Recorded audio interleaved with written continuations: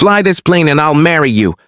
The millionaire's mocking words sliced through the air, echoing across the cabin filled with first-class passengers. A hush fell, followed by nervous chuckles and the faint sound of cameras clicking as passengers quickly raised their phones. He stood there, a smug grin plastered on his face, his designer suit catching the golden light streaming from the windows. To him, this was entertainment, a cruel joke delivered for his own amusement. But to her, it was a dagger.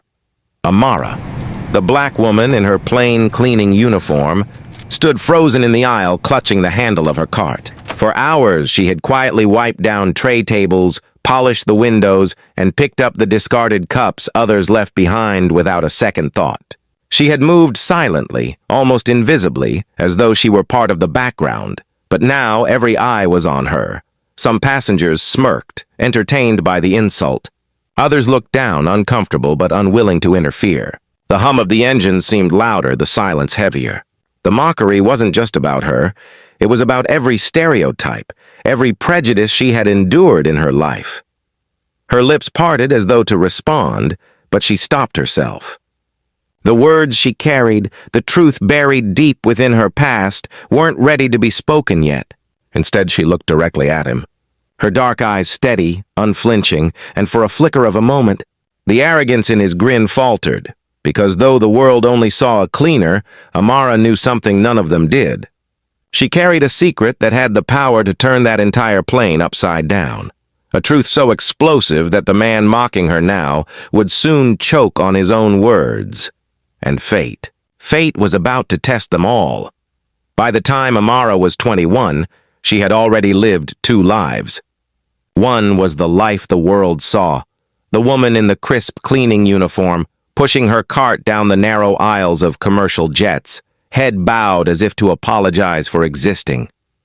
The other was the life she had once dreamed of, a young woman who had studied aviation, logged hours in training cockpits, and carried in her heart a vision of soaring through the skies as captain. Not cleaner, but life had been cruel. Doors that opened easily for others slammed shut on her face. She had been told her accent wasn't professional enough, that her skin didn't fit the brand image of the airline, that perhaps she should consider work behind the scenes. Each rejection chipped away at her confidence until survival left her with no choice. To stay close to the plane she loved, she accepted the job nobody else noticed, the one that kept her invisible. Yet even as she scrubbed, polished and tidied, her sharp eyes never stopped studying the instruments in the cockpit she glimpsed. Her mind never stopped recalling the manuals she had memorized, the procedures she had practiced. Beneath her quiet exterior was a woman who knew aircraft like the back of her hand. Still, the world saw only a cleaner. And that world was about to collide with the arrogance of a man who thought money made him untouchable. He didn't know her story. He didn't know her training. He didn't know that mocking her in front of an entire cabin was not just cruel, it was the spark that would ignite everything she had kept hidden. Because sometimes, the people you least expect are the ones holding the power to change everything. The laughter didn't die quickly. It rippled through the cabin like a cruel wave bouncing from seat to seat, until even those who didn't find it funny forced a chuckle just to blend in. The millionaire leaned back against his plush first-class seat, satisfied with himself, sipping champagne as though he had just delivered a masterclass in comedy. His diamond cufflinks sparkled, his expensive watch glinted, and the smugness in his expression was as heavy as the silence that followed. Amara stood motionless, her hands still gripping the cleaning cart. Her face betrayed nothing, but inside her chest, her heart beat like a trapped bird. She had endured insults before, but this one was different. This wasn't whispered behind her back or muttered under someone's breath. It was shouted across the cabin, stamped into the memory of every passenger present. It was public humiliation of the sharpest kind, yet instead of shrinking back, she inhaled slowly, her gaze shifting across the room. She noticed the people watching, a woman in pearls who smirked with approval, a young man whose phone was recording every moment, a child who tugged at his mother's sleeve and whispered, "Why is he being mean?" Even the flight attendants looked frozen, some uneasy, others too afraid of the millionaire's influence to intervene. Amara's mind began to race. She could feel her old life pressing against the edges of the present, memories of flight school, simulators, and the smell of jet fuel filling her senses. The arrogance of this man wasn't just cutting, it was awakening something in her she had buried long ago. The plane jolted suddenly, a shudder passing through the cabin as turbulence rattled the overhead bins. A gasp swept through the passengers. The millionaire laughed again, lifting his glass and declaring loudly, "See? Even the plane knows who's in charge here." His voice boomed above the nervous chatter, his words a dagger meant to deepen the wound. Amara steadied herself, her eyes shifting toward the cockpit door. She knew the storm they were flying into wasn't light. She had seen the radar flash when she passed earlier, had noted the tension in the pilots' faces as they briefed before takeoff. This wasn't ordinary turbulence, it was the edge of a thunderstorm that could turn dangerous. Her instincts, those instincts she had trained for, lived for, kicked in. Her breathing slowed. Her fingers twitched, almost as if longing for the feel of the yoke, the controls, the instruments she hadn't touched in years. The mockery of the millionaire echoed in her ears, but beneath it, something louder called to her. The undeniable pull of responsibility. The captain's voice soon crackled over the intercom, calm but strained. "Ladies and gentlemen, we're experiencing some unexpected turbulence. Please remain seated with your seatbelts fastened." His tone was professional, but to Amara it betrayed the hint of concern. The millionaire, however, wasn't done. He raised his voice even louder. "Cleaner girl! Maybe you should step in and show them how it's done. Fly the plane, marry me, ha!" His laughter was uglier this time, forced, like a man desperate to hold attention. Passengers shifted uncomfortably, but no one challenged him, and then another violent shake. The plane dropped slightly, sending a drink spilling onto the floor. Screams broke out. Oxygen masks rattled in their compartments, though they didn't fall. The storm was getting worse. For the first time, fear flickered in the millionaire's eyes. His glass toppled from his hand, champagne splashing across his designer shoes. His bravado faltered, but still he sneered, unwilling to let go of his superiority. "Pathetic pilots," he muttered, though the tremble in his voice betrayed him. Amara's heart pounded. She knew this wasn't a matter of pride anymore. This was about lives, hundreds of lives. Her mind cycled through emergency procedures, recalling them like muscle memory. If the worst happened, if something went wrong in that cockpit, she was the only person on board with the knowledge to intervene. She took a step forward, her cart rolling slightly with the motion of the plane. Passengers' eyes followed her, curiosity sparking, as if sensing something unusual about this quiet cleaner who now carried herself differently. Another jolt shook the plane. Gasps erupted, prayers whispered. Somewhere in the back, a baby wailed. Amara's eyes narrowed, her jaw tightening. She could almost feel her old headset resting against her ears, hear the chatter of air traffic control guiding her through the storm. Every nerve in her body screamed with the truth she had hidden for so long. She wasn't just a cleaner. The millionaire, clinging to his seat now, tried to salvage his arrogance. "What's the matter? Scared? Can't even take a joke?" But his words lacked weight. His mockery had turned hollow, drowned out by the reality of their situation. Amara, however, didn't respond. She didn't need to. Her silence, her steady gaze was louder than any comeback. And in that silence lay the rising storm, not just outside the plane, but within the cabin itself. She knew what was coming.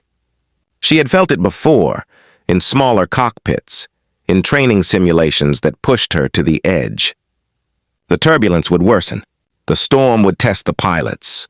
And if things went south, this cabin would no longer be a stage for mockery. It would be a place where true skill, true leadership would be revealed. And Amara was ready, because sometimes the ones the world mocks are the very ones who hold its fate in their hands. Those words, once a joke flung like poison, now echoed back at the millionaire in a way he never imagined. The storm outside roared, thunder rolling like an angry beast, lightning flashing against the windows, illuminating pale, terrified faces. The aircraft rattled violently as if the sky itself was testing its strength. Oxygen masks dangled above rows of passengers after a brutal dip sent luggage spilling across the aisle. Screams filled the cabin. The captain's voice came over the intercom again, but this time it was fractured, panicked. "Ladies and gentlemen, we're experiencing technical difficulties. Please," the line cut. Static followed. Then silence. Every passenger froze. Something had gone terribly wrong.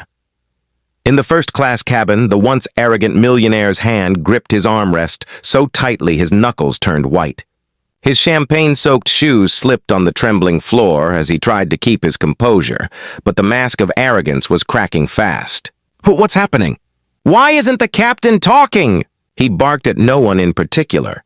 The flight attendants rushed toward the cockpit, their faces pale with dread. They banged on the locked door, whispering to each other frantically.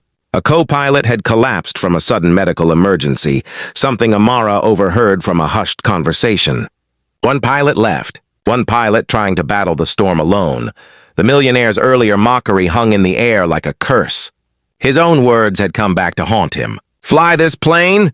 Amara rose from her seat in the corner, her uniform damp with spilled drinks, her braids swaying as she steadied herself.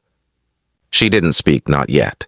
Instead, she walked toward the cockpit with calm, deliberate steps, while chaos erupted all around her. Passengers wailed, some prayed loudly, others clutched loved ones. The millionaire stumbled after her, desperate now. "Wait, where are you going?" he shouted, his voice trembling. Amara stopped, turning her head just slightly, her eyes locking onto his. For the first time, the power dynamic shifted. She didn't need to say much.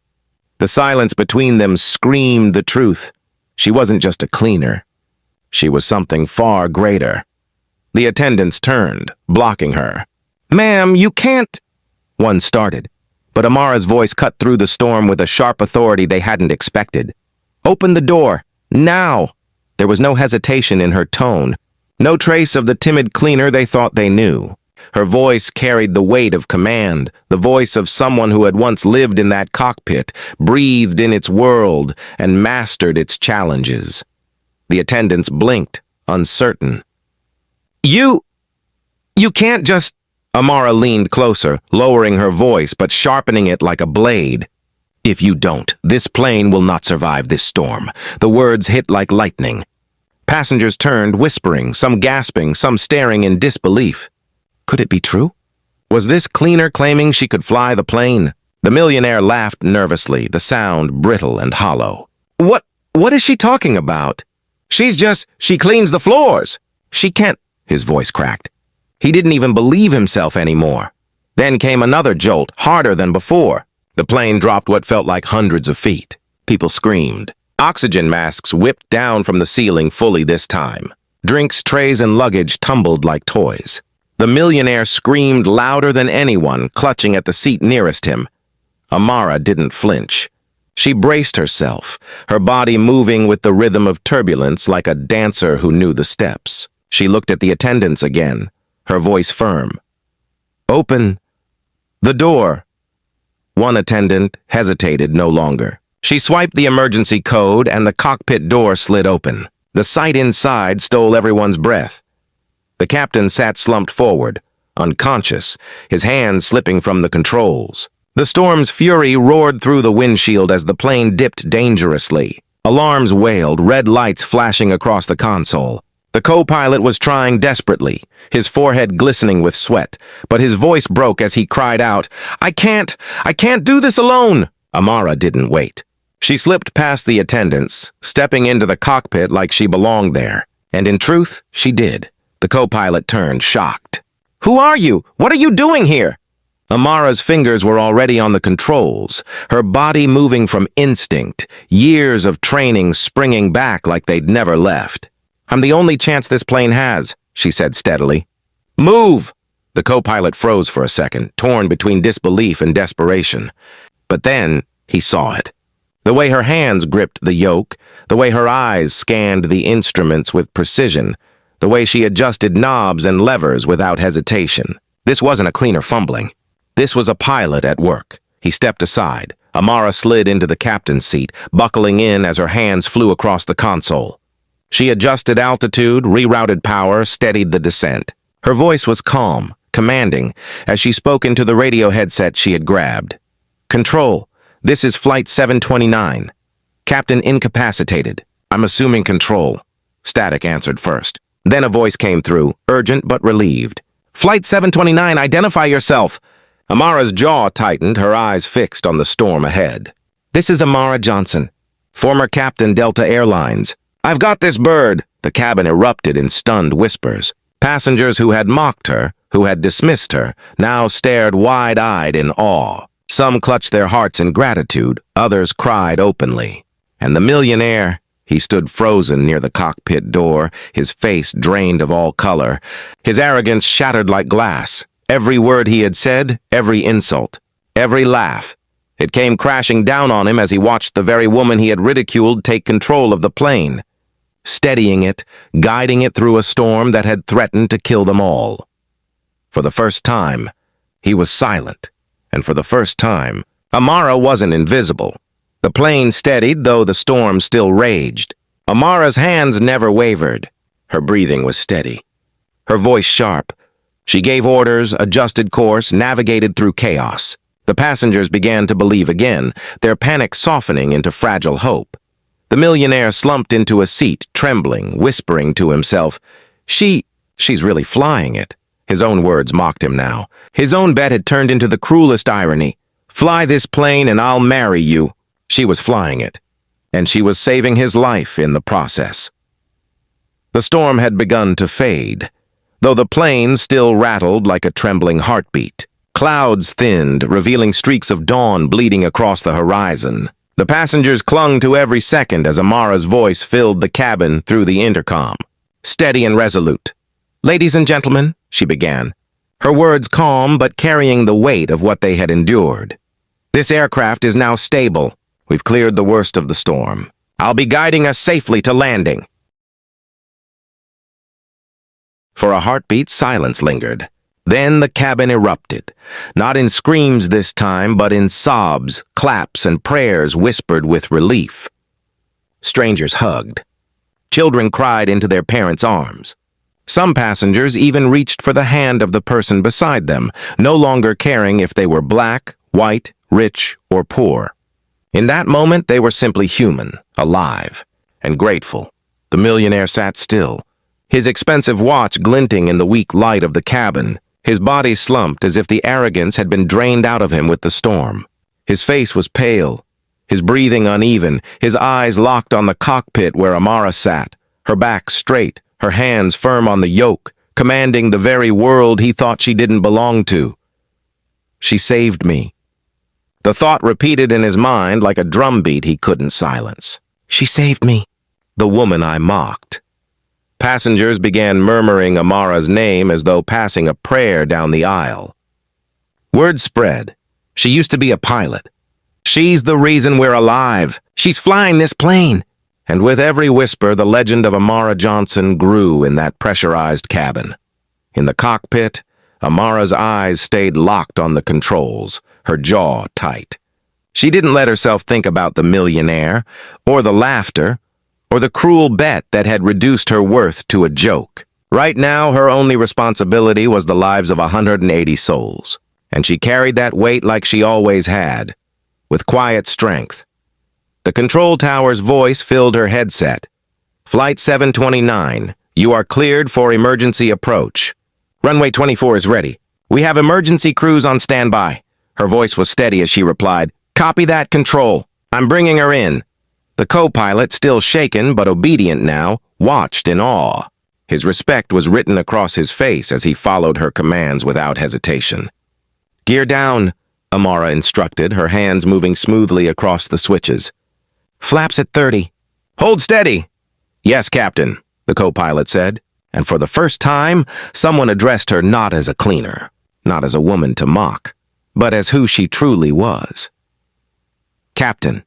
The wheels touched the runway with a screech of rubber and sparks. The plane jolted violently, bounced once, twice, then steadied as Amara pulled the throttle back with practiced precision. The runway stretched beneath them, lights guiding them like stars. The roar of the engine softened as the aircraft slowed. Finally, mercifully, it came to a stop. For a moment, there was only silence. Then the cabin erupted in thunderous applause, cheers, tears, hands clapping together as if celebrating a miracle. Strangers shouted her name. Children pointed at the cockpit with awe. And Amara. Amara closed her eyes for a brief second, letting the sound wash over her. Not because she wanted praise, not because she needed validation, but because it had been years since she had heard anything except silence after saving lives. Years since her worth had been acknowledged. The door to the cockpit opened. Passengers surged forward, some bowing their heads, some reaching out to touch her hands, some simply whispering, "Thank you, thank you." And then came the millionaire. His suit was wrinkled, his hair damp with sweat, his expensive cufflinks rattling as his hands trembled. He didn't stride forward with arrogance now. He stumbled, humbled, his eyes lowered. He stopped before her, his lips parting, his throat dry. His voice cracked. He swallowed hard. "I don't have words. You saved us all. You saved me. And He faltered again, shame flooding his face. "I mocked you. I treated you like dirt, and yet you carried me through the storm." Amara's gaze was steady, unflinching. She said nothing at first. The silence stretched, the weight of his humiliation hanging in the air. Finally, she spoke, her voice quiet but sharp enough to cut. "You said you'd marry me if I flew this plane." The millionaire's face turned crimson. Gasps rippled through the crowd. Some passengers laughed, others nodded, waiting to see what she would do. Amara leaned in, her eyes locking with his. "I don't need your marriage. I don't need your validation. What I need, what women like me need, is respect. Remember that the next time you open your mouth." The millionaire's shoulders sagged as though the weight of the world had crushed him. He nodded, too ashamed to speak, his pride stripped bare before everyone. A woman nearby shouted, "You're a hero, Captain Amara!" Another added, "You saved our families!" The applause rose again, drowning out the millionaire's silence. Emergency crews boarded, guiding passengers out, but not before dozens stopped to shake her hand, hug her, whisper their gratitude. The legend of what she had done would travel beyond this plane, beyond this airport, beyond this city, later, as she walked down the jet bridge. The morning sun spilling across the tarmac. Amara felt the eyes of the world on her. Cameras flashed. Reporters swarmed. The airline officials rushed forward, their faces pale, torn between guilt and awe. They had hired her as a cleaner, stripping her of the wings she once wore. But today, the world had seen her truth, and she wasn't invisible anymore. The millionaire lingered behind, lost in the sea of passengers, his voice trembling as he whispered to himself again and again, "I'll never forget. I'll never forget." But Amara didn't look back. She didn't need to. The storm had already proved her worth. The sky had already declared her victory. And she walked forward, not as a cleaner, not as a joke, but as who she truly was. Amara Johnson, a woman who once flew and who would fly again.